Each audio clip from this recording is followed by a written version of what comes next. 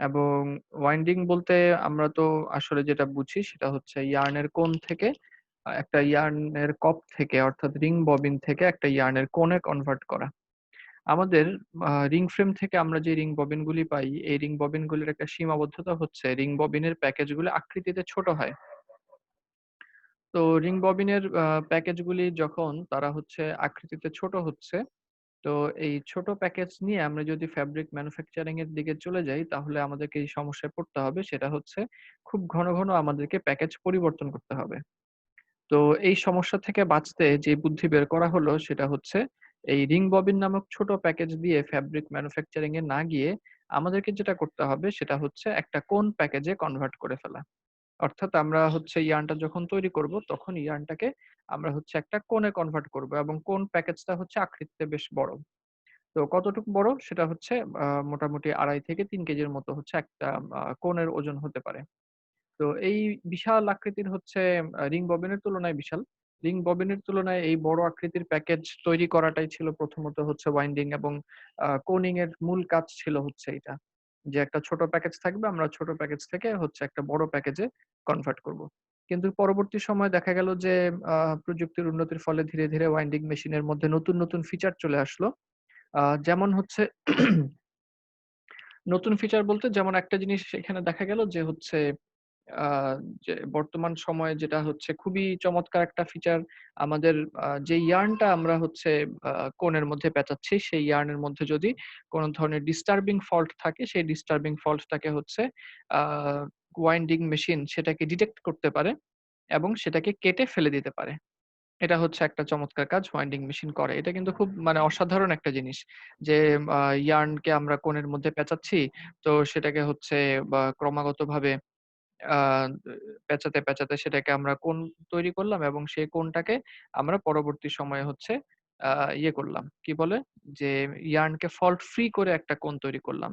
যেকোনো ফল্ট ধরা পড়ল সেটাকে আমরা ডিটেক্ট করতে পারি এবং সেটাকে ফেলে দিতে পারি। এটাকে এরপরে স্ল্যাব কাটার বলে নাকি? জি? স্ল্যাব কাটার বলে না এটাকে? আ না এখানে আমরা হচ্ছে সফটওয়্যারটাকে যেটা বলি সেটা হচ্ছে ইয়ার্ন ক্লিয়ারার। স্ল্যাব কাটার তো হচ্ছে কেবলমাত্র স্ল্যাবের জন্য। এটা হচ্ছে শুধু স্ল্যাব না। যেকোনো ধরনের হচ্ছে ইয়ার্নের ফল্ট হতে পারে। এটা একটা তোমার ডিস্টার্বিং থিক প্লেস বা ডিস্টার্বিং থিন প্লেস বা ডিস্টার্বিং ন্যাপস কিংবা ইয়ার্নের কোথাও একটা হেয়ারিনেস খুবই বেশি। তখন এই অংশগুলিকে হচ্ছে কেটে ফেলে দেয়া যায়। জি স্যার। তো টু ওয়াক্স দ্য ম্যাটেরিয়াল আমাদের ইয়ার্নে কিছু পরিমাণ ওয়াক্সিং করে দেয়া হয়। আরেকটা হচ্ছে to improve the quality of the yarn. যদি আমরা ফল্টি অংশটাকে কেটে ফেলে দেই, তাহলে তো হচ্ছে ইয়ার্নের কোয়ালিটি ভালো হবেই। এই হচ্ছে মোটামুটি আমাদের ওয়াইন্ডিং এর বেসিক টাস্ক। এরপরে আমরা চলে যাব হচ্ছে যে ওয়াইন্ডিং মেশিনের কি, কি বেসিক কম্পোনেন্ট আছে, আ এগুলি নিয়ে আমরা একটু মাথা ঘামাবো। যে ওয়াইন্ডিং মেশিনে কি, কি বেসিক কম্পোনেন্ট আছে। ১ম যে কম্পোনেন্ট সেটা হচ্ছে ক্রেডল এবং পরের যে কম্পোনেন্ট সেটা হচ্ছে ড্রাম। ১ম এ ড্রামটা নিয়ে একটু কথা বলি, পরে হচ্ছে ক্রেডল প্রসঙ্গে আসি। আ যেই ড্রামের টা আমরা দেখতে পাচ্ছি, এই ড্রামের একটা বৈশিষ্ট্য বা হচ্ছে ড্রামটার সাথে তোমরা নিশ্চয়ই পরিচিত। এটা হচ্ছে ভার্টিক্যাল হিসেবে দেখানো হয়েছে কিন্তু আসলে মেশিনে এটা থাকবে হচ্ছে হরাইজন্টাল। ওয়াইন্ডিং মেশিনের সাথে তোমরা নিশ্চয়ই ফেব্রিক কোর্স থেকে কিছুটা পরিচিত। আমরা অবশ্য আজকে আমাদের স্পিনিং এর জন্য ব্যবহার করা একটু আধুনিক ওয়াইন্ডিং মেশিন নিয়ে কথা বলতে যাচ্ছি আরকি। তো এই গ্রুভটা কিন্তু এখানে একটা ওয়াইন্ডিং ড্রামের মধ্যে আমরা জানি যে ওয়াইন্ডিং ড্রামটা হচ্ছে হরাইজন্টাল বসানো থাকে এবং এই গ্রুভের মধ্যে এবং এই রোলারের মধ্যে বা ওয়াইন্ডিং ড্রামটার মধ্যে বেশ কিছু গ্রুভ থাকে। গ্রুভ মানে হচ্ছে খাঁজ কাটা। আমরা নিশ্চয়ই খেয়াল করেছি যে এই রোলারটা মোটেও স্মুথ না। আমরা আমাদের এখানে যে ওয়াইন্ডিং মেশিনগুলি দেখব বা যেকোনো ওয়াইন্ডিং মেশিনই আসলে কখনোই ইয়ার্নের যেই কোণ হবে সেই কোণে সরাসরি মোশন পৌঁছানোর কোনো উপায় নাই। এখানে আমাদেরকে যেটা করতে হয় যে সরাসরি মোশন পৌঁছানোর আ পরিবর্তে যেটা করতে হয় যে এই কোণটাকে রেখে দিতে হয় হচ্ছে এই ওয়াইন্ডিং ড্রামের উপরে। তোমরা এখানে দেখতে পাচ্ছ নিশ্চয়ই ড্রামটাকে দেখা যাচ্ছে গ্রুভওয়ালা একটা ড্রাম। এই ড্রামের সাথে সারফেস কনট্যাক্ট এর ফলেই হচ্ছে আমাদের এই কোণটা ঘুরতে থাকে। ড্রামের সাথে মূলত মোশন থেকে হচ্ছে মোটর থেকে মোশন নিয়ে ড্রাম ঘুরতে থাকে এবং এই ড্রামের ফলে মোটর থেকে মোশন নিয়ে ড্রাম ঘুরে এবং ড্রাম থেকে মোশন নিয়ে হচ্ছে এই প্যাকেজটা ঘুরতে থাকে। সুতরাং কোণের মধ্যে আসলে সরাসরি মোশন পৌঁছানোর কোনো উপায় নাই। এই ওয়াইন্ডিং ড্রামের সাথে সারফেস কনট্যাক্ট নিয়ে যে সে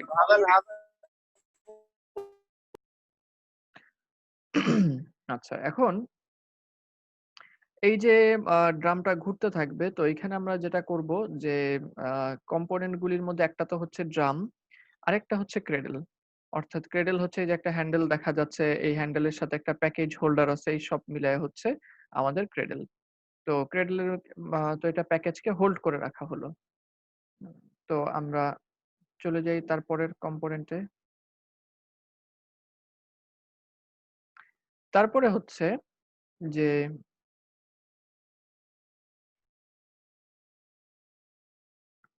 ম্যাগাজিন, ম্যাগাজিন হচ্ছে একটা কম্পোনেন্ট যেখানে আমরা রিং ববিন গুলোকে হচ্ছে রাখি। রিং ববিন গুলোকে হচ্ছে জমা করি। তো রিং ববিন গুলিকে আমরা যে তাদেরকে ম্যাগাজিনে জমা করি, কেন জমা করি? কারণ হচ্ছে যে ম্যাগাজিনে যদি জমা না করা হয় তাহলে একটা ববিন শেষ হলে পরের ববিনটা আসতে আমাদের কিন্তু সময় লেগে যেতে পারে। ঠিক যেরকম কোনো তোমার হচ্ছে ফায়ার আর্মস এর মধ্যে তোমার হচ্ছে এই ম্যাগাজিন থাকে। সেই ম্যাগাজিনের মধ্যে অ্যামুনিশন অর্থাৎ গুলি রাখা হয়। তো উদ্দেশ্য কি? উদ্দেশ্য হচ্ছে বারবার যদি আমি লোড আনলোড করতে যাই তাহলে তো প্রচুর সময় লেগে যাবে। তার চাইতে ম্যাগাজিনে যদি একবারে অনেক কিছু হচ্ছে জমা থাকে তাহলে একের পর এক বের হয়ে যেতে পারবে, সমস্যা হবে না। এই উদ্দেশ্য থেকে হচ্ছে আমাদের ওয়াইন্ডিং মেশিনেও এই কাজটা করা হয়। এখানে ম্যাগাজিনে যেটা রাখা হয় রিং ববিন আমি যেটা ফিট দিব এবং উদ্দেশ্য হচ্ছে যেন আ একটা করে যদি রাখা হতো তাহলে তো এটাকে লোড আনলোড করতে সময় লাগতো প্রত্যেকবার। সেই সময়টা যেন না লাগে। এক নাগাড়ে হচ্ছে ৭ টা, ৮ টা, ৯ টা রিং ববিন বসায় রাখা যাবে এবং একের পর এক একটা শেষ হয়ে গেলে ঠিক তার পরের রিং ববিনটা যেন খুব দ্রুতই ওয়াইন্ডিং মেশিনে চলে যেতে পারে। এই জিনিসটা হচ্ছে আমাদের এনশিওর করাটা হচ্ছে ম্যাগাজিনের কাজ।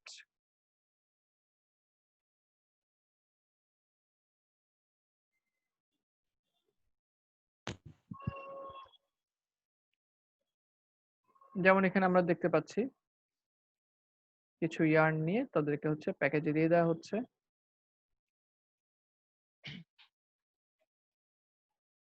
স্যার, জি বলুন। একটা রিং ববিনে কতটুকু পরিমাণ সুতা পেঁচানো হয়? অ্যারাউন্ড 100 টু 200 গ্রাম। কিছুটা ভ্যারি করতে পারে মেশিন অনুযায়ী। রিং ববিন গুলি মেশিনের নিচে চলে যায়। নিচ থেকে তারপরে হচ্ছে উপরে কোণ। তার মানে মেশিনের নিচে থাকে হচ্ছে রিং ববিন এবং মেশিনের উপরে থাকবে হচ্ছে কোণ। এই অবস্থায় হচ্ছে আমরা ওয়াইন্ডিং করতে থাকি। তারপরে হচ্ছে ম্যাগাজিনের পরে আমরা দেখলাম এরপরে tension assembly. Tension assembly video দেখে বোঝাটা একটু মুশকিল। কিন্তু নাম শুনে তো মোটামুটি বোঝা যাচ্ছে এগুলি হচ্ছে কিছু ইয়ার্ন গাইড। এটা সিম্পল জিনিস না বুঝলেও কিছু না দেখলেও সমস্যা নেই। এগুলো হচ্ছে কিছু ইয়ার্ন গাইড যে গাইড গুলির মাধ্যমে আমরা যদি ইয়ার্নটাকে ওয়াইন্ডিং মেশিনে নিয়ে যাই তাহলে হচ্ছে ইয়ার্ন গুলো একটা ইউনিফর্ম টেনশন রেখে প্যাকেজে পেঁচাতে থাকবে। ইউনিফর্ম টেনশন বজায় রাখলে আমাদের কি সুবিধা? আমাদের সুবিধা হচ্ছে যদি টেনশন কম থাকে তাহলে হচ্ছে প্যাকেজটা কমপ্যাক্ট হবে এবং হচ্ছে সরি, যদি টেনশন কম থাকে প্যাকেজটা হচ্ছে লুজ হবে এবং লুজ প্যাকেজ হলে খুব মুশকিল। তার হচ্ছে স্টেবিলিটিও ভালো থাকে না। একটা ভারী প্যাকেজকে যদি এটার উপরে এসে ধাক্কা খায় তাহলে লুজ প্যাকেজ হলে প্যাকেজের থেকে ইয়ার্ন বের হয়ে আসতে পারে। খুবই মুশকিল। তো একটা প্রপার টেনশন নিয়ে যেন সে হচ্ছে কোণের মধ্যে ইয়ার্নটাকে পেঁচানো হয় সেজন্য আমার টেনশন অ্যাসেম্বলি প্রয়োজন। এরপরে যেটা সেটা হচ্ছে ইয়ার্ন ক্লিয়ারার। এটা আমাদেরকে একটু বুঝে নিতে হবে ভালো করে। আ ইয়ার্ন ক্লিয়ারার যদিও এটা নিয়ে বিস্তারিত আলোচনা আসলে আমরা করি আ ইয়ার্ন মেজরে কিন্তু বেসিক হয়তোবা ২-১ টা কথা আমরা এখানে বলব। ইয়ার্ন ক্লিয়ারার হচ্ছে আ আমাদের সেই ইলেকট্রনিক সেন্সিং ডিভাইস, ঠিক আছে? যেটা আসলে সেন্স করে। তো ইয়ার্ন ক্লিয়ারার হচ্ছে একটা ইলেকট্রনিক সেন্সিং ডিভাইস যেটা আসলে সেন্স করতে পারে যে আমাদের হচ্ছে ইয়ার্নের মধ্যে কোনো ধরনের ডিস্টার্বিং হচ্ছে ফল্ট আসে কিনা। ডিস্টার্বিং ফল্ট কোনগুলো আমি আগেই বলেছি যে যেমন হতে পারে কোনো একটা থিক প্লেস, কোনো একটা থিন প্লেস বা ন্যাপস কিংবা হচ্ছে খুব বড় ধরনের কোনো হেয়ারিনেস, এগুলা যদি ডিস্টার্বিং লেভেলে চলে যায় তখন হচ্ছে এদেরকে আ হচ্ছে ডিটেক্ট করা হয়। এবং প্রত্যেক ইঞ্চ ইয়ার্ন হচ্ছে ইয়ার্ন ক্লিয়ারার এর মাঝখান দিয়ে তারপরে নিয়ে যাওয়া হয়। অর্থাৎ এনালাইসিস করে তারপরে নিয়ে যাওয়া হয়। আমি তোমাদেরকে একটু দেখাচ্ছি। এই যে যেমন এখন যে ভিউটা তোমরা দেখতে পাচ্ছ এখানে যে উস্টার কোয়ান্টাম 3 স্মার্ট ক্লিয়ারিং টেকনোলজি। এই যে ডিভাইসটা দেখা যাচ্ছে, এটাই হচ্ছে আমার সেই ইলেকট্রনিক সেন্সিং ডিভাইস, বা এটাকে হচ্ছে আমরা বলি electronic yarn clearer, EYC, electronic yarn clearer বলি আমরা এটাকে। এই ক্লিয়ারারটা হচ্ছে উস্টার কোম্পানির।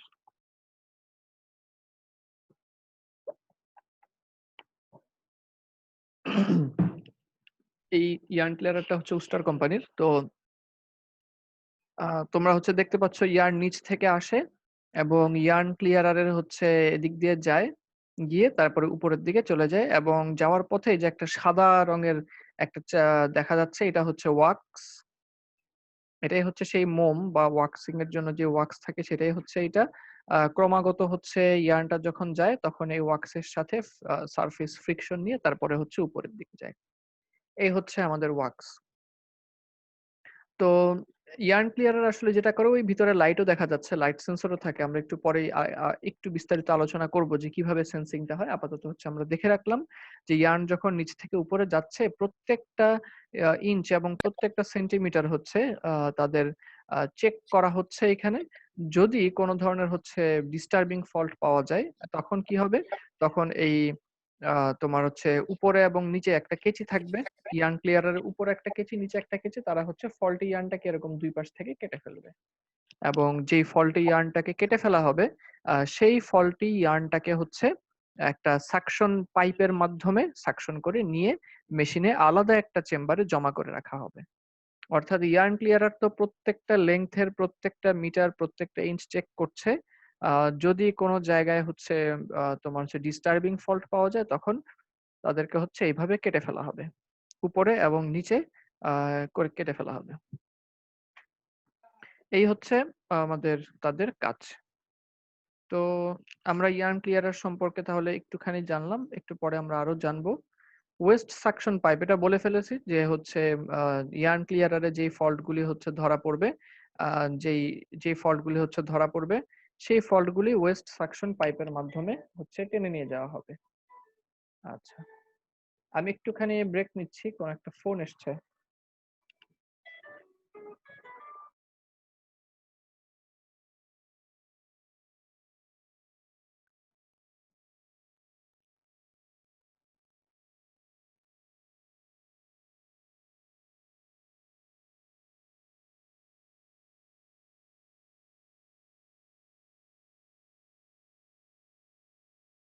হ্যালো মামুন, আছো? হ্যাঁ তুষার ভাই, ভালো আছো? হ্যাঁ মামুন, ভালো আছো তুমি?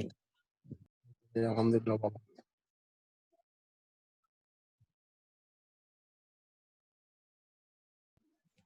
বিনয় ভাই ভালো আছেন?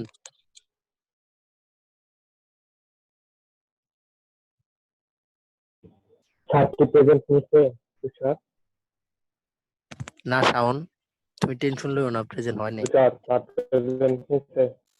না শাওন নেয়নি। আসিফ ভালো আছো ভাই? আর স্যার মাইক অন করা। তুষার আচ্ছা, এই তোমাদেরকে কথা বলার জন্য খুব মন হচ্ছে, কুটকুট করতেছে। বন্ধুদের সাথে অনেকদিন দেখা সাক্ষাৎ হয় না। জি স্যার। স্যার আপনি ঠিক ধরছেন স্যার। স্যার একটু ব্রেক টাইমে মানে আমরা একটু কুশল বিনিময় করে নিলাম স্যার। ও আচ্ছা, ঠিক আছে। তোমাদেরকে আলাদা রুম পাঠাই দিব নাকি, যে গল্প গুজব করার জন্য? না এখানে না কিন্তু না স্যার, না না ওই স্যার। যে কি আলাদা রুম আছে, যে হচ্ছে ধরো যাক কেউ যদি গ্রুপ স্টাডি করতে চায়, হ্যাঁ মনে করো আমি তোমাদেরকে পড়াইলাম, পরে ওইটা বললাম তো যে মজা না স্যার, ক্লাসের মাঝখানে একটু ও কুশল আচ্ছা আচ্ছা আচ্ছা, ক্লাসের ভালো মাঝখানেই লাগলো তো স্যার বেশি কথা বলে। এটা একটা থ্রিলিং একটা ভাব থাকে না, যে কি স্যার স্যার একটা ক্লাসের মানে মধ্যে ধরতে কথা পারছেন বলছে। কি স্যার? তোমরা তো আবার ওই আপনি যে ঠিক এটা কি ধরছেন। বাহিনী, যে মেজর কর্নেল জি স্যার, বাহিনী তোমরা? আমরা ওই মেজর কর্নেল কি আমরাই স্যার, কথা মেজর বলতেছিলাম। ও কর্নেল? আচ্ছা আচ্ছা সৈন্য আচ্ছা। আসছিল তো এর জন্য সৈন্য একটু বললাম কেমন আছো তুমি, যুদ্ধ তো করো, অনেক ক্লান্ত থাকো, এর জন্য জিজ্ঞেস করলাম সৈন্য কেমন আচ্ছা, আছে। আচ্ছা। সেনাপতিরে জিজ্ঞেস করলাম স্যার। তো তোমাদের হচ্ছে এন্ট্রি লেভেলের পোস্ট কি? হ্যাঁ, নাকি মেজর। যে কেউ জয়েন করলেই হচ্ছে মেজর হয়ে যায়? না না স্যার, সৈনিক আমাদের তো নেতা। না স্যার, আমরা পদোন্নতি স্যার এত সহজে দেই না স্যার। আচ্ছা, মানে এই যে স্যার তুষারে দেখেন স্যার, তুষার 1.5 বছর 2 বছর হয়েছে জয়েন করতে আমাদের গ্রুপে, কিন্তু এখনো তুষার হাবিলদারি আছে। না না, মানে স্যার আমার পোস্ট আপডেট হয়েছে, কিন্তু শাওন ওই সেনাপতি থেকে মানে কর্নেলের পদে যাইতে চেষ্টা করতেছে, কিন্তু আমরা ওরে ঢুকাইতেছি না, তার জন্য ও একটু ক্ষিপ্ত আছে। এই জন্য সেনাপ্রধান সে ওর সৈন্যবাহিনী নিয়ে ঠিক মতো কাজও করতেছে না, ওর ডিমোশন হইতেছে ম্যাক্সিমাম সময়। তো তোমাদের মধ্যে আমি কোন দলের মানে গন্ধ পাচ্ছি আর কি? স্যার ওই যে স্যার একটা জিনিস খেয়াল করছেন কিনা জানি না, আমাদের মেজর কর্নেল কিন্তু চুপচাপ থাকে, ওরা কোন দল না স্যার এটা?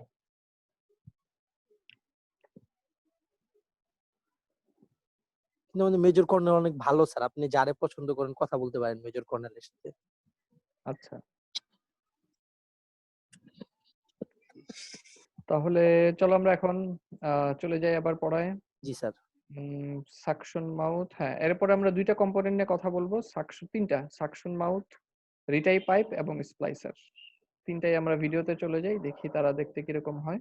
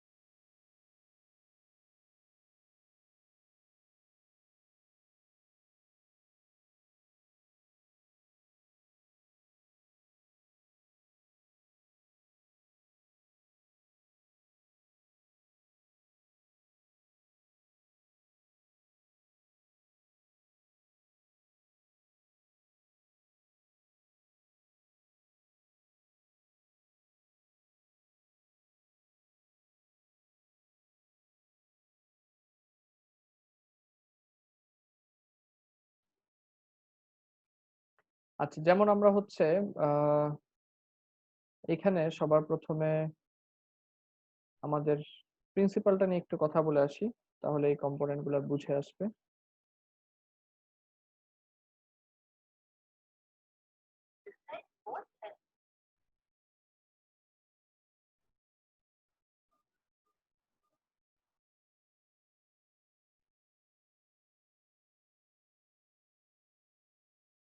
স্যার আমাদের পরীক্ষা কিভাবে হবে এরকম কোনো কিছু আসছে এখনো ডিসিশন? বুঝি নাই, আবার বলো। স্যার আমাদের পরীক্ষা কিভাবে হবে এরকম কোনো কিছু আসছে ডিসিশন? ডিসিশন? না, এখনো আসে নাই।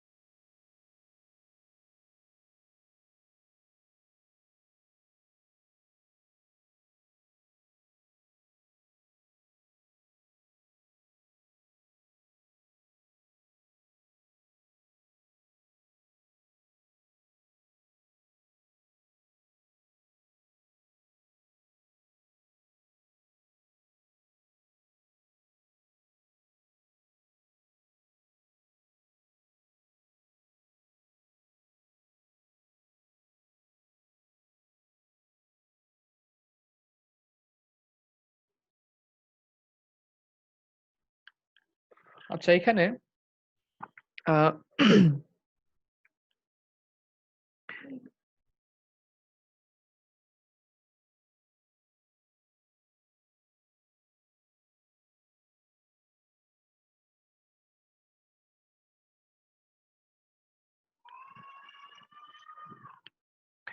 তো আমাদের হচ্ছে এখানে যেটা করতে হয়, রিং ববিন থেকে উপরে কোণ। তো রিং ববিন হচ্ছে আমরা রিং ববিন থেকে ইয়ার্ন পেঁচাবো কোণের মধ্যে। আর মাঝখানে আমরা হচ্ছে একটা ম্যাগনিফাইং গ্লাস দেখতে পাচ্ছি। তো এই ম্যাগনিফাইং গ্লাস দিয়ে আসলে বোঝানো হচ্ছে ইয়ার্ন ক্লিয়ারার যেই হচ্ছে সেন্সিং ডিভাইস, যেটা আমরা কিছুক্ষণ আগে দেখে আসলাম। যেই তোমার সেন্সিং ডিভাইসটা, এই সেন্সিং ডিভাইসটা হচ্ছে এখানে। তো এই সেন্সিং ডিভাইস যেটা করবে সেটা হচ্ছে যে ইয়ার্ন যখন রিং ববিন থেকে কোণের মধ্যে পেঁচাবে তখন হচ্ছে সেটাকে সেন্স করতে থাকবে প্রতিনিয়ত। তো সেন্স করতে পড়তে একসময় ধরা যাক কোনো একটা থিক প্লেস এসে এখানে খুঁজে পাওয়া গেল। তখন তখন সেই থিক প্লেসটাকে কেটে ফেলে দেওয়া হবে। যে থিক প্লেসের উপরে কিছু নিচে থেকে নিয়ে সেই আ ইয়ার্নটাকে কেটে ফেলে দেওয়া হবে। কেটে ফেলে দেওয়ার পরে কি হবে? সেটাকে ওই যে ওয়েস্ট সাকশন পাইপের মাধ্যমে নিয়ে আলাদা করে একটা চেম্বারে জমা রাখা হবে। এখন যখন আমি হচ্ছে কেটে আলাদা করে ফেললাম, তখন কিন্তু ইয়ার্নটা ২ ভাগে ভাগ হয়ে গেল। একটা অংশ হচ্ছে চলে গেল কোণের গায়ে, আরেকটা অংশ হচ্ছে চলে আসলো রিং ববিনের গায়ে। তো রিং ববিনের গায়ে চলে আসলো, আরেকটা অংশ হচ্ছে চলে গেল কোণের গায়ে। এখন কিন্তু ইয়ার্নটা ২ ভাগে ভাগ হয়ে গেছে। তো আমি হচ্ছে এখানে তোমাদেরকে আ একটা জিনিস একটু ব্যাখ্যা করার চেষ্টা করি যে, এই যে ইয়ার্ন ২ টা হচ্ছে এখন আলাদা হয়ে গেল, এদেরকে এখন আমি জোড়া লাগাবো কেমন করে? যদি এরকম হয় আমরা গিট্টু লাগানোর মতো করে হচ্ছে জোড়া লাগিয়ে দেই, তাহলে কিন্তু আসলে গিট্টুর জায়গাটাই তো আরেকটা থিক প্লেস হয়ে যাবে। যেমন এটা যদি একটা ইয়ার্ন হয়, এই ইয়ার্নের মধ্যে মনে করো ক্রস সেকশনে ১০০ টা করে ফাইবার, এই ইয়ার্নেরও ক্রস সেকশনে হচ্ছে ১০০ করে ফাইবার। এখন ২ টা ইয়ার্নের মধ্যেই যদি ক্রস সেকশনে ১০০ করে ফাইবার থাকে, ২ টাকে আমি যখন হচ্ছে যদি এরকম গিট্টু দেই তাহলে তো জয়েনিং পয়েন্টে এখানে কিন্তু ২০০ ফাইবার হয়ে গেল। তার মানে সেটাই তখন আরেকটা নতুন থিক প্লেস হয়ে গেল। তাহলে এটা কেমন হয়ে গেল না? যে একটা থিক প্লেস হচ্ছে যে একটা থিক প্লেসকে আমি ফেলে দিলাম। সেই থিক প্লেসটার জন্য আ যেই থিক প্লেসটাকে ফেলে দিলাম, ওই থিক প্লেসটার পরে ২ টা ইয়ার্নকে জোড়া লাগানোর জন্য আমি যদি আরেকটা থিক প্লেস তৈরি করি তাহলে তো এটা খুবই সমস্যা। তো এখন যেটা হবে তার মানে হচ্ছে আমাকে এমনভাবে জোড়া লাগাতে হবে যেন জোড়ার ফলে কোনো বাড়তি থিক প্লেস তৈরি না হয়। আ অর্থাৎ যেন নটিং না হয়। সেই বিশেষ পদ্ধতির জোড়া লাগানোকে বলা হয় হচ্ছে স্প্লাইসিং। অর্থাৎ স্প্লাইসিং হচ্ছে ইয়ার্নের ২ টা এন্ডকে তোমার পিসিং করার বা জোড়া লাগানোর এমন একটা পদ্ধতি যার ফলে কোন ধরনের নটিং হচ্ছে হয় না। কোন আলাদা কোন থিক প্লেস তৈরি হয় না। এটা হচ্ছে আমাদের স্প্লাইসিং এর একটা বিশেষ বৈশিষ্ট্য। তো স্প্লাইসিং টা কিভাবে করে এটা আমি হচ্ছে আ তোমাদেরকে দেখাবো আলাদা, যে স্প্লাইসিং করার জন্য আলাদা একটা স্প্লাইসার মেকানিজম আছে। ওটা কিভাবে কাজ করে আমি একটু পরে দেখাবো। তো এখন কিন্তু যেটা এখানে বলা উদ্দেশ্য ছিল যে, স্প্লাইসারের কাজ হচ্ছে ২ টা ইয়ার্নকে জোড়া লাগানো। এটা ঠিক আছে। কিন্তু ইয়ার্নের একটা প্রান্ত যে কেটে ফেলার পরে, ফল্টটাকে কেটে ফেলে দেওয়ার পরে ইয়ার্নটা যে ২ ভাগে বিভক্ত হয়ে গেল, ইয়ার্ন যে একটা প্রান্ত চলে গেল কোণের গায়ে, ইয়ার্নের আরেকটা প্রান্ত যে চলে আসলো হচ্ছে রিং ববিনের গায়ে। তো এই ২ টা প্রান্তকে তো আমাকে স্প্লাইসারের কাছে পৌঁছে দিতে হবে। সেই পৌঁছে দেওয়ার জন্য আমাদের ২ টা রোবোটিক হ্যান্ড লাগবে। একটার নাম হচ্ছে সাকশন মাউথ, আরেকটার নাম হচ্ছে রিটাই পাইপ। এখন আমরা এই সাকশন মাউথ এবং রিটাই পাইপটাকে দেখে আসি যে তারা কিভাবে কাজ করে।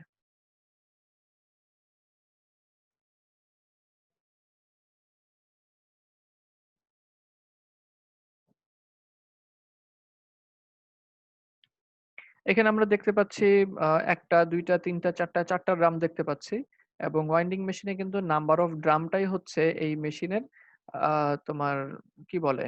কোন একটা মেশিনের যে ক্যাপাসিটি যদি আমরা বলি তাহলে সেই ক্যাপাসিটিকে প্রকাশ করার জন্য হচ্ছে এই নাম্বার অফ ড্রামকে ব্যবহার করা হয়। নাম্বার অফ ড্রাম মানেই হচ্ছে আ তোমার আ কি বলে? নাম্বার অফ ড্রাম মানেই হচ্ছে number of head. Number of head যা কথা, নাম্বার অফ ড্রাম একই কথা। আমাদের হচ্ছে ওয়াইন্ডিং মেশিনে আমরা অ্যারাউন্ড ১২০।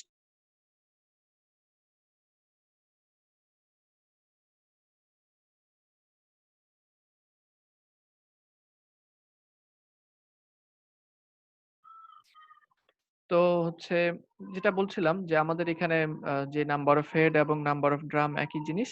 তো আমাদের ওয়াইন্ডিং মেশিনে হচ্ছে নাম্বার অফ হেড বা নাম্বার অফ ড্রাম থাকে হচ্ছে অ্যারাউন্ড ১২০। এখন ধরা যাক কোন একটা ইয়ার্ন ছিঁড়ে গেল। আমরা একটু দূর থেকে দেখায় নিয়ে আসি। এটা হচ্ছে মনে করো আমাদের একটা হেড। নিচে রিং ববিন, এখানে কিন্তু আমার ম্যাগাজিন নাই। নিশ্চয়ই খেয়াল করছো যে এখানে ম্যাগাজিন নাই।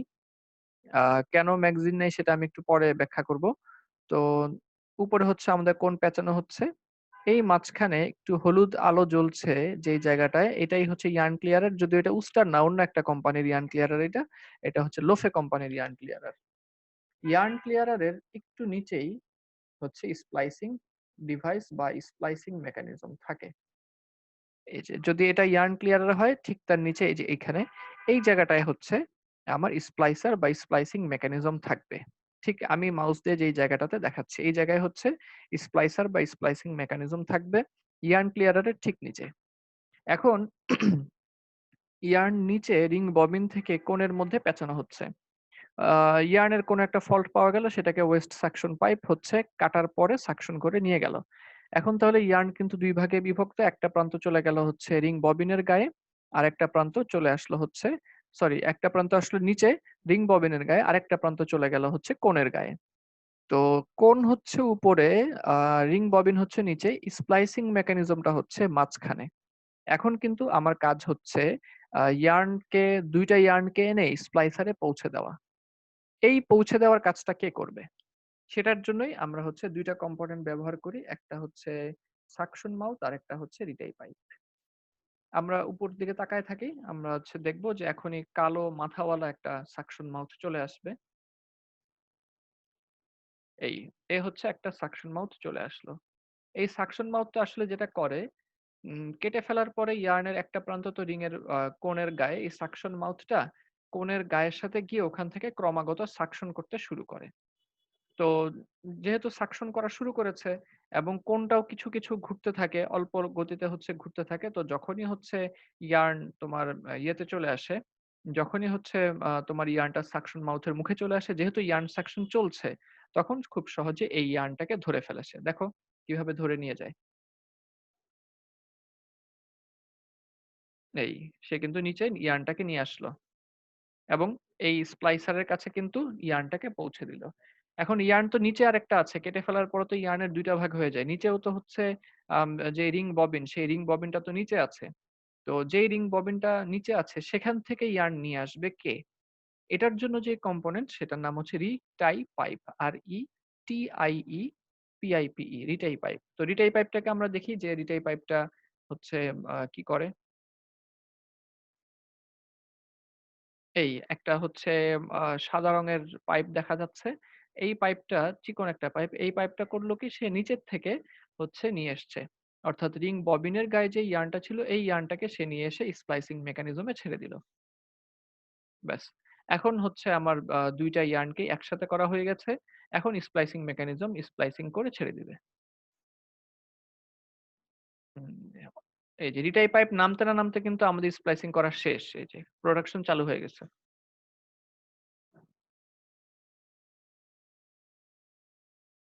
আচ্ছা, এখন প্রশ্ন হচ্ছে যে স্প্লাইসারটা কিভাবে কাজ করে? তো সাকশন মাউথ এবং রিটাই পাইপ, এটা নিয়ে কারো প্রশ্ন আছে কোনো? বা হচ্ছে আমরা এতক্ষণ ধরে যেগুলি নিয়ে কথা বলতেছি এগুলি নিয়ে প্রশ্ন আছে? প্রশ্ন থাকলে প্রশ্ন করতে পারো। কারো কোনো প্রশ্ন নাই? আচ্ছা, যদি না থাকে তাহলে আমরা হচ্ছে স্প্লাইসার নিয়ে একটু কথা বলি। এটা হচ্ছে একটা স্প্লাইসারের ক্লোজ ভিউ, এটা একটা অ্যানিমেটেড ভিডিও। প্রথমে হচ্ছে আমরা দেখতে পাচ্ছি যে এই যে ২ টা ইয়ার্নকে একসাথে করা হচ্ছে। ২ টা ইয়ার্নকে একসাথে করে ফেলা হলো।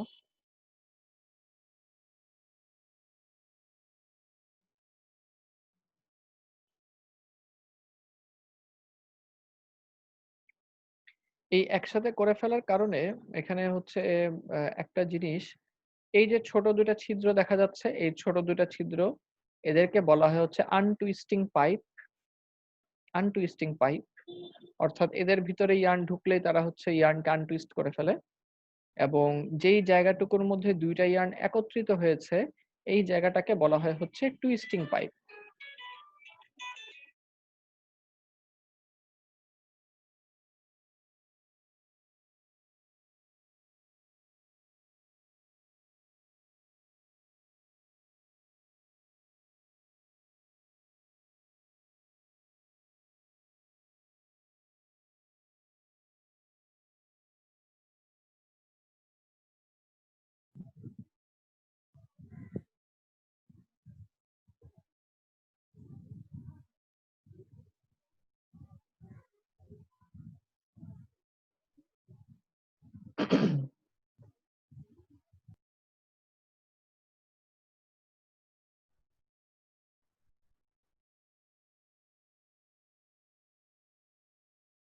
আচ্ছা, তো এখানে হচ্ছে আহ, তার মানে এই দুইটা পাইপ হচ্ছে আনটুইস্টিং পাইপ এবং এটা হচ্ছে টুইস্টিং পাইপ। এখানে টুইস্টিং হবে টুইস্টিং চেম্বার, আর এটা হবে আনটুইস্টিং চেম্বার।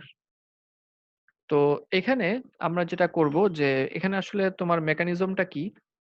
মেকানিজমটা হচ্ছে যে একটা ইয়ার্ন, ধরো যাক এটা একটা ইয়ার্ন, এটা একটা ইয়ার্ন। তো এই দুইটা ইয়ার্নকে আমরা যখন হচ্ছে তোমার এরকম করব যে দুইটা ইয়ার্নের, এই ইয়ার্নের এখানে ক্রস সেকশনে 100টা ফাইবার, এই ইয়ার্নের ক্রস সেকশনে কিন্তু 100টা ফাইবার। তো আমরা যেটা করব সেটা হচ্ছে যে এই ইয়ার্ন থেকে আমরা কিছু পরিমাণ ফাইবারকে সাকশন করে সরাই নিব। প্রথমত আনটুইস্ট করব। প্রথমত আমরা ইয়ার্নটাকে হচ্ছে আনটুইস্ট করব। তো আনটুইস্ট করলে স্বাভাবিকভাবেই হচ্ছে ইয়ার্নটা তোমার কি হবে, আনটুইস্ট করলে স্বাভাবিকভাবেই ফাইবার গুলা একটু হচ্ছে লুজ হয়ে যাবে।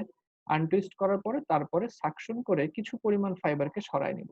এই ইয়ার্ন থেকেও কিছু পরিমাণ ফাইবারকে সরায় নিব, এই ইয়ার্ন থেকে কিছু ফাইবারকে হচ্ছে সরায় নিব। তার মানে প্রথম কাজ হচ্ছে আমাকে ইয়ার্নটাকে আনটুইস্ট করতে হবে, আনটুইস্ট করে সাকশন করে কিছু পরিমাণ ফাইবারকে আলাদা করতে হবে।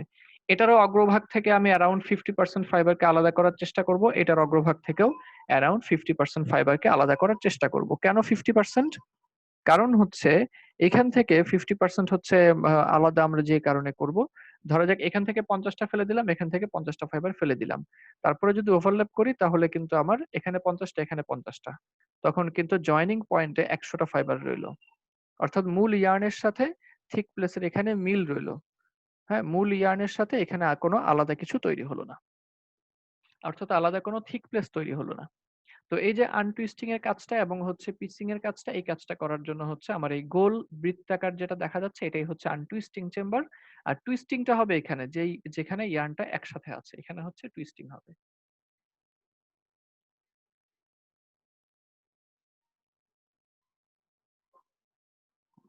আমরা দেখি, প্রথমে হচ্ছে দুইটা ইয়ার্নকেই আনটুইস্ট করে ফেলা হবে। এই যে এই দুইটা ইয়ার্নে কিন্তু আনটুইস্টিং চেম্বারে চলে গেল।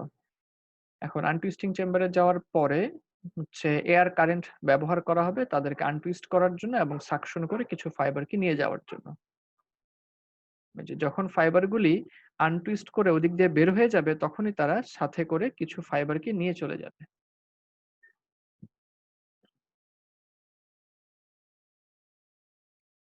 তো দুইটা চেম্বারই হচ্ছে দুইটা এন্ড আনটুইস্ট হয়ে গেল এবং ফাইবারগুলিকে নিয়ে যাওয়া হলো। এইবার হচ্ছে তাদেরকে একত্রিত করে আবারও টুইস্ট দিয়ে ছেড়ে দেওয়া হবে। ব্যাস, এই কাজটা করতে হয়তো 1 থেকে 2 সেকেন্ড সময় লাগে। আমরা ভিডিওতে দেখেছি না যে হচ্ছে রিটাই পাইপ নিচে নামার আগেই হচ্ছে তোমার হচ্ছে সব জোড়া লেগে তারপরে সামনের দিকে চলে যায়। এই হচ্ছে আমাদের স্প্লাইসিং। তো এই স্প্লাইসিংটা যখন করা হয়ে গেল তখন হচ্ছে আমার কাজ শেষ। এখন আবার চলতে থাকবে। এখন তোমাদেরকে যেটা নিয়ে হচ্ছে দেখাতে চাচ্ছি সেটা হচ্ছে এই যে এখন যে ওয়াইন্ডিং মেশিনটা আমরা দেখতে পাচ্ছি ডিসপ্লেতে এই অবস্থায়, এই ডিসপ্লেতে থাকা ওয়াইন্ডিং মেশিনের মধ্যে কিন্তু কোনো ধরনের আমরা দেখতে পাচ্ছি যে হচ্ছে ম্যাগজিন নাই। কোনো ধরনের হচ্ছে এখানে ম্যাগজিন নাই, এবং এই যে ম্যাগজিন নাই তো আসলে কিভাবে এটা প্রসেস হচ্ছে ম্যাগজিন ছাড়া অবস্থায়? প্রসেস হওয়ার পদ্ধতিটা হচ্ছে, যদি আমার রিং ফ্রেম থেকে ফুল প্যাকেজ গুলিকে আমরা ওয়াইন্ডিং এ ম্যানুয়ালি নিয়ে আসি তখন আমার রিং ফ্রেমে তখন আমার ওয়াইন্ডিং মেশিনে ম্যাগজিন দরকার। অর্থাৎ যখনই আমরা ওয়াইন্ডিং মেশিনে দেখবো ম্যাগজিন আছে তখনই আমরা ধরে নিতে হবে যে অবশ্যই এই হচ্ছে ইয়ার্নের প্যাকেজগুলি রিং ফ্রেম থেকে ম্যানুয়ালি নিয়ে আসা হয়েছে। এবং ওয়াইন্ডিং মেশিনে যে সমস্ত হচ্ছে এমটি প্যাকেজ তৈরি হবে ওয়াইন্ডিং এর পরে, এমটি প্যাকেজ যে সমস্ত এমটি রিং ববিন তৈরি হবে সেই এমটি রিং ববিন গুলিকেও আমাকে ম্যানুয়ালি রিং ফ্রেমে নিয়ে যেতে হবে। এটা হচ্ছে ম্যাগজিনের ম্যানুয়াল। এফিসিয়েন্সি বেশি হবে না? না, ম্যাগজিনেরটা বেশি হবে না, কারণ আমার প্রচুর হচ্ছে ম্যানুয়াল লেবারের প্রয়োজন এখানে। কিন্তু এই তুলনায় যদি অটোমেশন থাকে এই ট্রান্সপোর্টেশন টুকুতে তখন হবে কি, যে তোমরা দেখতে পাচ্ছ এরকম নিচে ট্র্যাক বসানো আছে, এই ট্র্যাক ধরে ধরে রিং ববিন গুলি অটোমেটিক্যালি হচ্ছে রিং ফ্রেম থেকে আসছে এবং এমটি প্যাকেজ গুলি তারা হচ্ছে আবার এই ট্র্যাক ধরে ধরে নিজেরাই রিং ফ্রেমে পৌঁছে যাচ্ছে। এই এই পদ্ধতিটাকে আমরা বলি হচ্ছে লিঙ্ক টু ওয়াইন্ডিং। অর্থাৎ একটা রিং ফ্রেম, প্রত্যেকটা রিং ফ্রেম এই ক্ষেত্রে প্রত্যেকটা ওয়াইন্ডিং মেশিনের সাথে হচ্ছে লিঙ্কড থাকবে। চলো দেখি।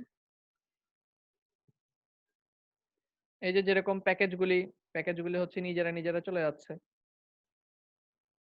এবং প্রত্যেকটা হেডের মধ্যেই কিন্তু পিছনে রিজার্ভ প্যাকেজ এমনিতে অপেক্ষা করছে, অপেক্ষমান। প্রত্যেকটার নিচেই কিন্তু এই যে যেমন এখানে খেয়াল করো যে একটা প্রসেস হচ্ছে, পিছনে 2টা অপেক্ষমান এরকম। ওরা কোত্থেকে আসছে? এই ট্র্যাক ধরে তারা চলে আসছে। আবার পেঁচানো হয়ে গেলে যখন এই প্যাকেজটা খালি হয়ে যাবে, তখন সে হচ্ছে এখান থেকে এমটি প্যাকেজটা চলে যাবে।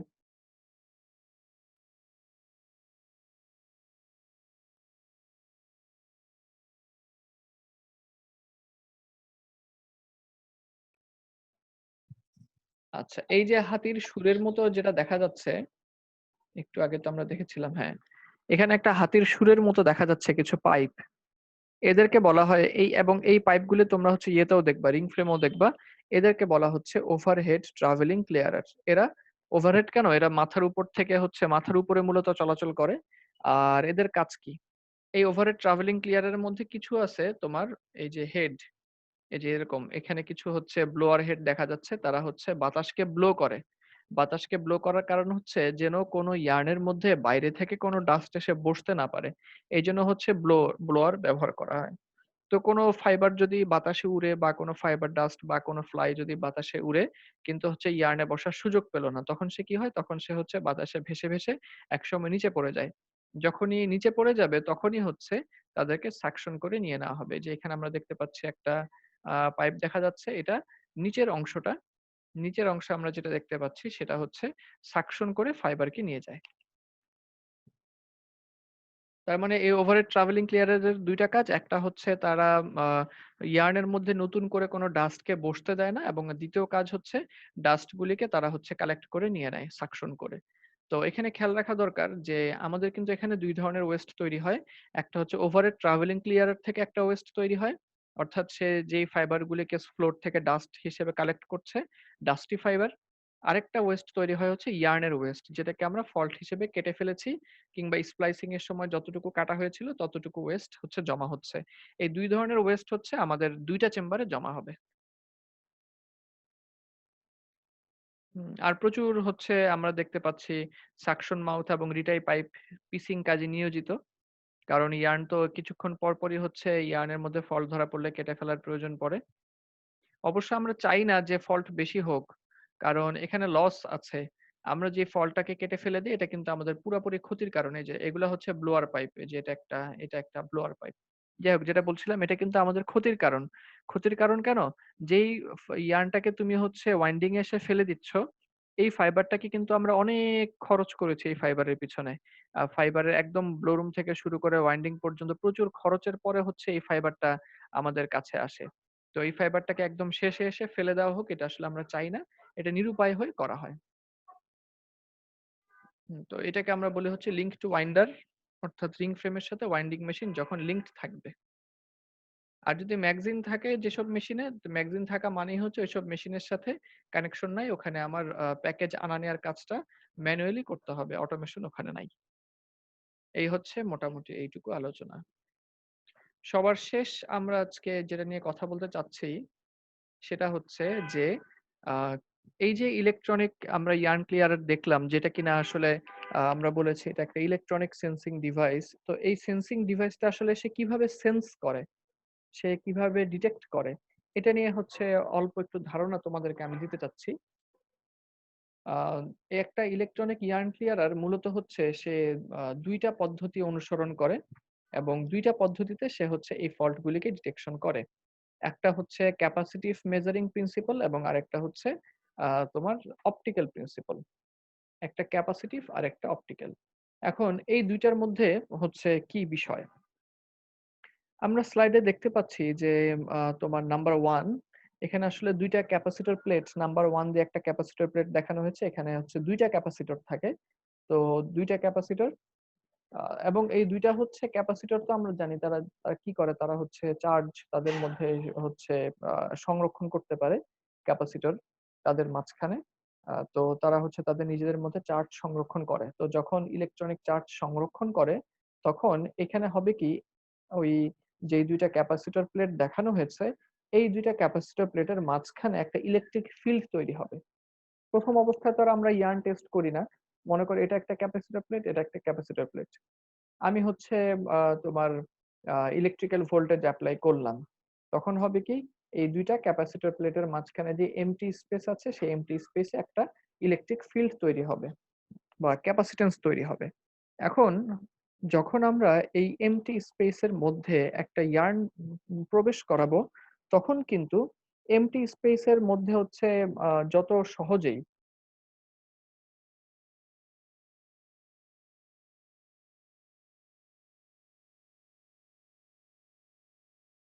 এটাকে এমডি শেখ আব্দুর, তুমি হচ্ছে পড়ালেখা বাদ দিয়ে দুষ্টামি করতেছো কি জন্য?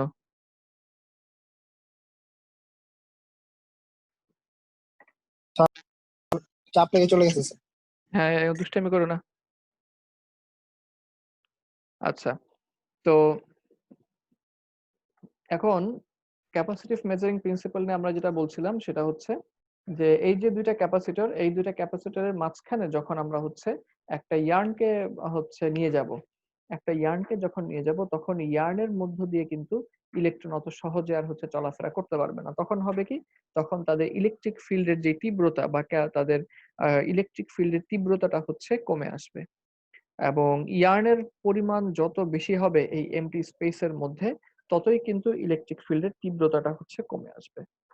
তো ক্যাপাসিটিভ মেজারিং প্রিন্সিপাল থেকে আসলে এই যে কম বেশি হওয়াটা, যে দুইটা ক্যাপাসিটর প্লেটের মাঝখানে যে ইলেকট্রিক ফিল্ড তৈরি হচ্ছে, সেখানে যদি আমি অল্প কিছু ইয়ার্ন যায়, অর্থাৎ ধরে নাও একটা থিক প্লেস যায়, তখন কিন্তু তাদের ইলেকট্রিক ফিল্ডটা কিছুটা ক্ষতিগ্রস্ত হবে। আর যদি একটা থিক প্লেস যায়, মোটা একটা জায়গা যায়, মোটা একটা ইয়ার্ন যেখানে প্রচুর ফাইবার, তাহলে কিন্তু তাদের মধ্যখানে ইলেকট্রিক ফিল্ডটা অনেক বেশি ক্ষতিগ্রস্ত হবে। তো এই যে কম বেশি হলো একটা মোটা ইয়ার্ন কিংবা একটা চিকন ইয়ার্ন যাওয়ার কারণে, এই কম বেশির ফলেই আমার তোমার সেন্সিং ডিভাইসটা সেন্স করতে পারবে যে যেই ইয়ার্নটা যাচ্ছে সেই ইয়ার্নে কোনো থিক প্লেস আছে কিনা, থিন প্লেস আছে কিনা, ন্যাপস আছে কিনা, সে কিন্তু সেটা ডিটেক্ট করতে পারবে এই জায়গা থেকে, এই উঠানামা করা থেকে। আশা করি তোমরা বুঝতে পারতেছো। পরবর্তীতে এটা একটা পদ্ধতি গেল। আরেকটা কৌশল ব্যবহার যেটা করা হয় আমাদের এখানে, কৌশলটা যে অপটিক্যাল মেজারিং প্রিন্সিপাল, অর্থাৎ আলোকে ব্যবহার করা হয়। আরেকটু নিখুঁতভাবে বলতে গেলে সেটা হবে ইনফ্রারেড লাইট এখানে ব্যবহার করা হয়। তো ইনফ্রারেড লাইটের জন্য কি করা হয়, এখানে একটা প্রথমে লাইটের সোর্স প্রয়োজন, যেমন নাম্বার 1 দিয়ে আমাদেরকে একটা লাইট সোর্স বোঝানো হচ্ছে। তো একটা লাইটের সোর্স সেটা ছোট হতে পারে, কিন্তু আমি যদি চাই যে একটা বড় জায়গা জুড়ে লাইটের কণাগুলিকে আমি পৌঁছে দিব, তখন আমাকে একটা ডিফিউজার ব্যবহার করতে হবে। ডিফিউজার আমরা অনেক দেখেছি, যেমন ধরা যাক আমরা যখন কোন একটা টর্চ লাইট কিনি, আমরা খেয়াল করে দেখি যে টর্চ লাইটের মূল বাল্ব যেটা, সেটা কিন্তু ছোট্ট থাকে। কিন্তু এই ছোট্ট বাল্ব থেকে আলোটাকে যদি আমি চাই চারিদিকে ছড়িয়ে দিতে, তখন কিন্তু আমরা একটা টর্চ লাইটের মাথায় আমরা দেখি যে একটা ফানেল বসানো থাকে, ফানেলের মতো। তো সেই ফানেলের মতো ডিভাইসটাই ডিফিউজার। যার ফলে হয় কি, বাল্ব একটা ছোট্ট, কিন্তু যখন ডিফিউজার হয়ে আলোটা বের হয় তখন একটা বড় আকৃতিতে ছড়ায় যায়। তো এখানেও নাম্বার 2 একটা ডিফিউজার। এই ডিফিউজারের কাজ ইনফ্রারেড লাইট সোর্স থেকে আসা আলোগুলিকে, আলোর কণাগুলিকে সে চারিদিকে ছড়িয়ে দিবে। এবং চারিদিকে ছড়িয়ে দেওয়ার ফলে কি হবে, যে ওই যে আমার 4 নম্বর যে ইয়ার্ন ছিল, সেই ইয়ার্ন সেই ইয়ার্নের ভেদ করে আলোক রশ্মিগুলি চেষ্টা করবে যাওয়ার জন্য, যদিও যেতে পারবে না। তো ইনফ্রারেড লাইটটা যখন যাওয়ার চেষ্টা করছে এদিক থেকে, কার কাছে যাওয়ার চেষ্টা করে, সে একটা লাইট রিসিভারের কাছে যাওয়ার চেষ্টা করে। লাইট রিসিভার, যেটা আমাদের এখানে নাম্বার 3 দিয়ে দেখানো হয়েছে, ফটোসেল। ফটোসেল মানে আলোক সংবেদনশীল কোষ আর কি, তার বাংলা যদি অর্থ করি। সোজা কথায় সে একটা লাইট রিসিভার, এবং সে লাইট রিসিভ করে বুঝতে পারে যে সে কি পরিমাণ আলোকে রিসিভ করেছে, এটা সে বুঝতে পারে। তো তার মানে হলো ডিফিউজার হয়ে প্রচুর সংখ্যক আলোক কণা তারা লাইট রিসিভার অর্থাৎ ফটোসেলের দিকে আসতে শুরু করে। তো এবং কতগুলি ছাড়া হয়েছিল, তাদের মধ্যে কতগুলি আসলো, এটা সে বুঝতে পারে ফটোসেল বা লাইট রিসিভার। মাঝপথে যদি কোনো একটা ইয়ার্ন চলে আসে, তখন কিন্তু এই আলোক রশ্মির পরিবহনটা বাধাগ্রস্ত হয়, যাওয়া আসাটা বাধাগ্রস্ত হয়। তো ইয়ার্ন যত বেশি মোটা হবে, তত কম আলোক রশ্মি লাইট রিসিভারে পৌঁছাবে। ইয়ার্ন যত চিকন হবে তত বেশি আলোক রশ্মি হচ্ছে লাইট রিসিভারে পৌঁছাবে। যেমন আমি যদি হচ্ছে একটা টর্চ লাইট এবং হচ্ছে একটা দেয়ালের মাঝখানে দাঁড়াই, আমি যদি চিকন হই তাহলে হচ্ছে তোমার কম বাধা প্রদান করতে পারবো। দেখা যাবে যে বেশ কিছু আলো দেয়ালে পড়ছে। কিন্তু আমি যদি হচ্ছে স্বাস্থ্য যত বেশি ভালো হবে, দেখা যাবে দেয়ালে কিন্তু আলোর পরিমাণ তত কমে আসবে। অর্থাৎ আমার এখান থেকে যে ইয়ার্নটা আমি নিবো, লাইট ডিফিউজার এবং লাইট রিসিভারের মাঝখানে ইয়ার্নটা যদি চিকন হয়, যেই ক্রস সেকশনটা চিকন হবে, সেই ক্রস সেকশনের সময় লাইট রিসিভার বেশি আলো রিসিভ করবে এবং যখনই একটা থিক প্লেস চলে আসবে, তখনই কিন্তু লাইট রিসিভার আগের মতো বেশি আলো রিসিভ করতে পারবে না। সে কম পরিমাণ আলো সে হচ্ছে রিসিভ করবে। এই যে তোমার পার্থক্য তৈরি হয়ে গেল, এই পার্থক্য থেকে সেন্সিং ডিভাইস হচ্ছে বুঝে ফেলবে যে একটা থিক প্লেস গেল নাকি একটা থিন প্লেস গেল। এভাবেই হচ্ছে আমাদের এই ইলেকট্রনিক ইয়ার্ন ক্লিয়ারারের সেন্সিং মেকানিজমটা কাজ করে। তো কোনো প্রশ্ন থাকলে হচ্ছে করতে পারো। যদি প্রশ্ন না থাকে তাহলে হচ্ছে আমরা একটু আমাদের দেখি যে কতটুকু পর্যন্ত আমাদের কি কি পড়া হয়েছে। আগে স্লাইডটা দেখি যে স্লাইডের থেকে আমরা তাহলে কি কি পড়লাম। প্রথমত আমরা হচ্ছে ছিলাম এইটাতে। প্রথম স্লাইডে আমরা পড়েছি হচ্ছে ওয়াইন্ডিং এর কি কি উদ্দেশ্য, ওয়াইন্ডিং মেশিনের কাজ কি। তারপরে আমরা পড়েছি হচ্ছে parts of winding machine, winding মেশিনে কি কি তোমার হচ্ছে বেসিক কম্পোনেন্ট থাকে, যেমন ক্রেডল থাকে, ড্রাম থাকে, ম্যাগাজিন থাকে, টেনশন অ্যাসেম্বলি থাকে, ইয়ার্ন ক্লিয়ারার থাকে, ওয়েস্ট সাকশন পাইপ থাকে, ওয়াক্সিং ডিভাইস থাকে, সাকশন মাউথ থাকে, রিটাই পাইপ থাকে এবং স্প্লাইসার থাকে। এগুলি হচ্ছে বেসিক কম্পোনেন্ট। এরপরে আমরা পড়েছি যে স্প্লাইসিংটা আসলে আমরা কেন করি, কেন সাধারণ নটিং আমরা করি না। অর্থাৎ এই স্লাইডে বলা হয়েছে যে স্প্লাইসিং এর গুরুত্বটা কি, সিগনিফিকেন্স অফ স্প্লাইসিং, স্প্লাইসিং এর গুরুত্বটা কি। তারপর স্প্লাইসিং এর প্রকারভেদ নিয়ে কথা হয়েছে। আমরা অবশ্য স্প্লাইসিং এর প্রকারভেদ নিয়ে কোনো কথা বলি নাই। আপাতত আমরা মাথায় রাখতে পারি এইভাবে যে আমাদের বর্তমান সময়ে যে সমস্ত ওয়াইন্ডিং মেশিন আমরা দেখতে পাই, ওয়াইন্ডিং মেশিনের মধ্যে দুই ধরনের হচ্ছে স্প্লাইসিং মেকানিজম দেখা যায়। একটা স্প্লাইসিং মেকানিজম হচ্ছে এয়ার জেট স্প্লাইসিং আর একটা হচ্ছে ওয়াটার জেট স্প্লাইসিং। আমরা যে ভিডিওটা দেখেছি ওখানে আমরা দেখেছি এয়ার জেট স্প্লাইসিং, অর্থাৎ এয়ার ফ্লো এর মাধ্যমে একবার আনটুইস্ট এবং আরেকবার টুইস্ট করে ছেড়ে দেওয়া হচ্ছে। কখনো কখনো মেশিনে এটা হচ্ছে তোমার ওয়াটার জেট স্প্লাইসিং ও থাকতে পারে, অর্থাৎ পানির ঘূর্ণনের মাধ্যমে এই কাজটাকে করা হবে আর কি। তো এই দুই ধরনের আপাতত। এর বাইরে আমরা আর হচ্ছে কোনো এই পড়ছি না আরকি। আ কোনো ধরনের স্পেসিফিকেশন বা হচ্ছে প্রকারভেদে আমরা যাচ্ছি না। এখান থেকে ১ম পাতায় আমরা হচ্ছে শুধু স্প্লাইসিং এর সিগনিফিকেন্স টা পড়লেই চলবে। তারপর হচ্ছে স্প্লাইসিং টা কিভাবে কাজ করে, এটা ছবি লাগবে না, কিন্তু হচ্ছে বিবরণটা হলেই আমাদের চলবে। স্প্লাইসিং অপারেশনের কি কি ধাপ। তারপরে হচ্ছে আ ইয়ার্ন ক্লিয়ারিং, যে ইয়ার্ন ক্লিয়ারার কি কি কাজ করে, কি কি কাজ করে, এটা লাগবে না, না হলেও চলে, কিন্তু একবার পড়ে নিও যে কি কি কাজ সে করে, একটু দেখে নিও। পরীক্ষার প্রস্তুতির জন্য মুখস্থ করার প্রয়োজন নাই। প্রিন্সিপাল অফ ইয়ার্ন ক্লিয়ারিং, যে ইয়ার্ন ক্লিয়ারারটা কিভাবে সিম্পলি মেকানিজমটাকে বোঝানো হয়েছে সহজ ভাষায়, ডায়াগ্রাম লাগবে, বিবরণও লাগবে, 5টা পয়েন্ট আছে ছোট ছোট। এই 5টা পয়েন্ট এবং সাথে বিবরণ, প্রিন্সিপাল অফ ইয়ার্ন ক্লিয়ারিং। তারপরে হচ্ছে যে ইয়ার্ন ক্লিয়ারার ডিভাইস সে কিভাবে বুঝবে, কিভাবে সেন্স করে, সেটা হচ্ছে দুইটা পদ্ধতি, ক্যাপাসিটিভ মেজারিং প্রিন্সিপাল এবং অপটিক্যাল মেজারিং প্রিন্সিপাল। এই হচ্ছে মোটামুটি আজকে আমাদের পড়া। তো তাহলে আমরা কি কি পড়ে ফেললাম সেটা একটু দেখি। আমরা হচ্ছে ওয়াইন্ডিং থেকে আমরা পড়েছি টপিক নাম্বার 1, লিখে নাও 1, 2, 3 এবং 5। 1, 2, 3 এবং 5, এই 4টা টপিক হচ্ছে আমরা ওয়াইন্ডিং থেকে পড়বো, প্রস্তুতি নিব আর কি। 1, 2, 3 এবং হচ্ছে 5। আশা করি তোমরা নোট ডাউন করে নিয়েছো ইতিমধ্যেই। আর কোনো প্রশ্ন আছে এখন তোমাদের? যদি প্রশ্ন থাকে তাহলে প্রশ্ন করো, আর যদি প্রশ্ন না থাকে তাহলে তোমরা হচ্ছে লিভ নিতে পারো। স্যার অ্যাটেন্ডেন্স কি চ্যাট বক্সে দিয়ে দিব? জি, অ্যাটেন্ডেন্স হচ্ছে চ্যাট বক্সে দিয়ে দাও। Okay sir. স্যার 1 2 3 5 না 1 2